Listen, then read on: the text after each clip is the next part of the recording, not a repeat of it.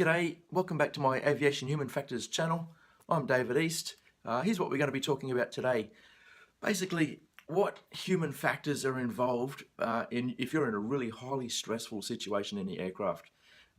In this case today, we're going to be talking about an aircraft that caught fire soon after takeoff.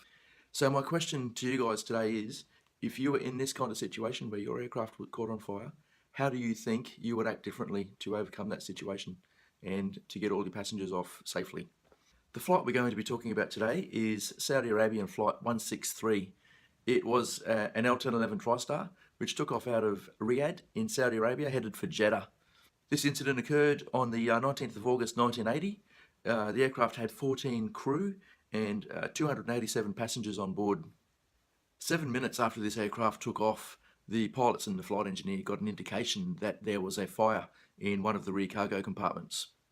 So their initial thinking was based around whether the indication was real or whether it was a false indication. Basically, the flight engineer was asked to get the checklist out. He struggled to find that checklist basically because it was in the abnormal procedures checklist. It wasn't actually in the standard emergency checklist, in which case he actually didn't find it. The pilot turned around to him eventually and asked him to go down to the back of the aircraft and actually see whether the indication was real or false. So he did. Off he went and had a look. Eventually, one of the crew attendants came forward and actually did say that there was a fire, that the passengers were starting to move forward from that fire, and they were actually starting to fight in the aisles as well. So the flight engineer came back, and at this stage the captain had made the decision that it was best to return to Riyadh and attempt a landing. So that's what they did. In the meantime, the number 2 engine, so on the TriStar, the number 2 engine is actually the one above the tail. Its cables had been eaten through by the fire, so its throttle controls no longer worked anymore. It was irrelevant to the situation, but they ended up having to shut that engine down. The captain declared an emergency to Riyadh Air Traffic Control Tower and requested the fire support to be on the ground to help him out. That was basically all the information that he provided to the tower. So all of the firefighters were prepared at the threshold of the runway, as was standard procedure, to help assist with this aircraft as it landed. And as the aircraft did land, the captain made the decision to basically roll through all the way to the other end of the runway. Now this was a 4-kilometre long runway, so the firefighters actually had to work really hard to keep up with the jet as it slowed down the taxiway, and then basically were wondering why he wasn't pulling off at one of the intermediate taxiways so they could deal with the fault. They weren't in communication with the captain, so they didn't really understand why. He ended up pulling off at the very last taxiway and doing a 180 turn and stopping on the taxiway there. The firefighters then surrounded the aircraft as they do with their firefighting procedure. The captain left number 1 and number 3 engines running, the engines under the wing. The firefighters did not understand why this was the case, because all they wanted to do was get onto the aircraft and help out with his firefighting. So they had to wait until he shut the engines down. It took about 3.5 minutes until he finally did that. They recognised that there was fire. They could see fire coming through the rear windows of the aircraft, and so they were in a real hurry to get on this jet and help out as much as they could. The crew, all the passengers, weren't evacuating, and they were also concerned as to why this wasn't happening either. It was later found that the aircraft was still actually pressurised while it was stopped at the end of the taxiway there.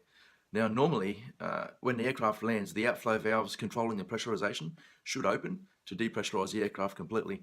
For some reason this didn't happen, and it may have had something to do with the actual fire.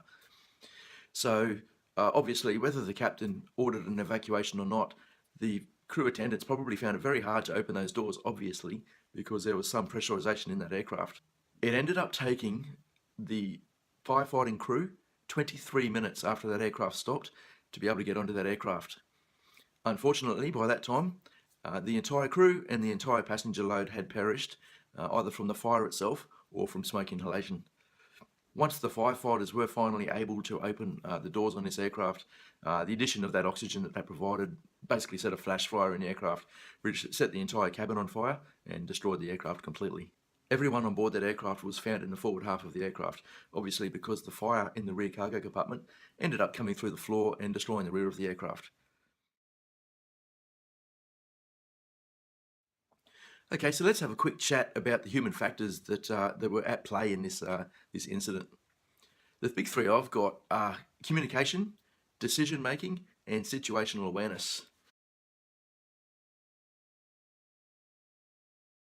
So the crew gets an indication that there's a fire down the back of the aircraft. Initially, the first thing they could have done was potentially ask the crew attendants down the back how things were looking, whether there was actually a real fire or whether it was a false indication. Eventually, the crew attendants did actually start bursting into the flight deck and saying that there is a fire. That would have obviously raised the panic level a bit, would have got their adrenaline running, and certainly confirmed for them that there was actually a real fire on board the aircraft and that they needed to do something about it very, very quickly. The next thing that happened is the crew talked to Riyadh Air Traffic Control, declared their emergency and requested the firefighting equipment. And that was basically all that they did. That's all that they were able to do in the time that they were given to organise their approach back to Riyadh. If they had been able to communicate more of their situation to the ground to let them know what was actually happening, the result might have ended up a little bit differently. But one thing that did happen is once the aircraft landed and he decided to roll all the way through to the end, now that was never communicated to any of the air traffic control or the firefighters. That actually potentially was a far more dangerous situation because the passengers were on board that aircraft for a lot longer.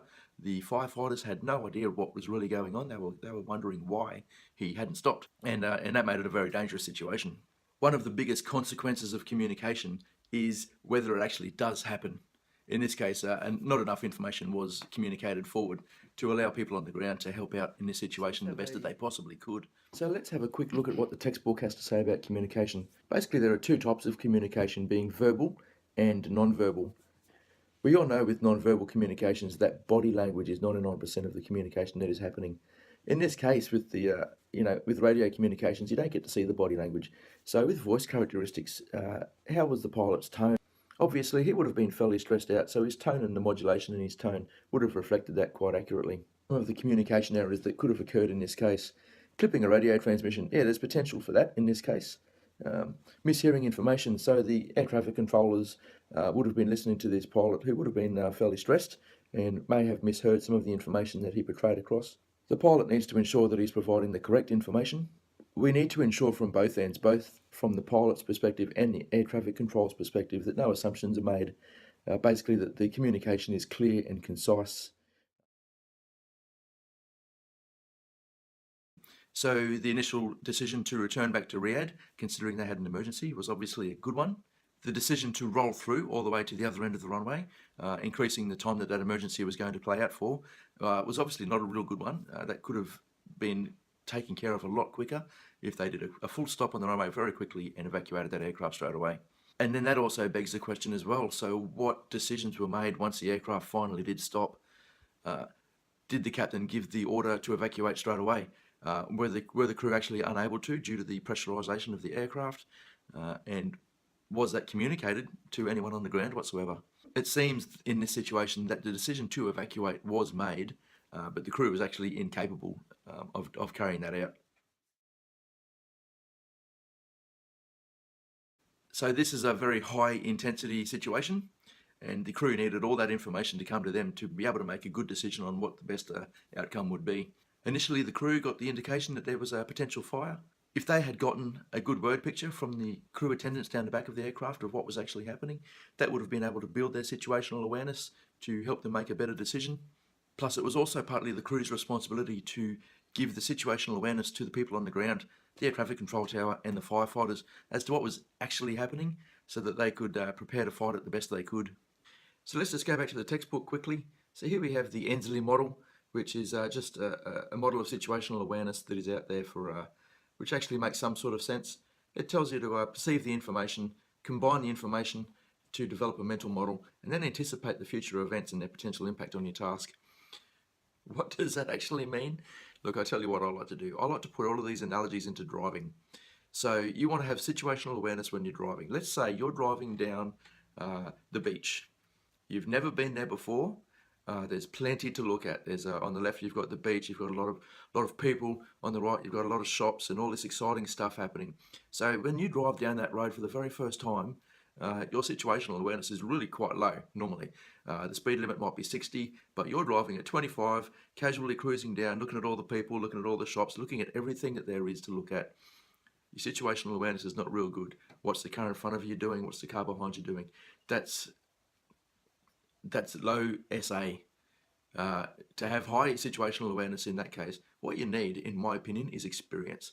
If you've driven down that road 20 times, and you know the speed limit's 60, you know that when you're driving, the people behind you get angry because you're driving so slow, checking everything out. So with experience, you drive down that road at the speed limit, you're looking left and right, you know, you can see the things that you need to see, and you nail it. That's good situational awareness. It also happens in the cockpit and in the aircraft. If you've flown that profile plenty of times, you've got good situational awareness already because it's familiar to you. If it's the first time, SA low for sure, because it's definitely a very new thing. One of the results of this incident happening, being in 1980, actually helped bring up the rise of crew resource management to the airlines and to the military to really force it onto the crews to make sure that this kind of thing wouldn't happen again.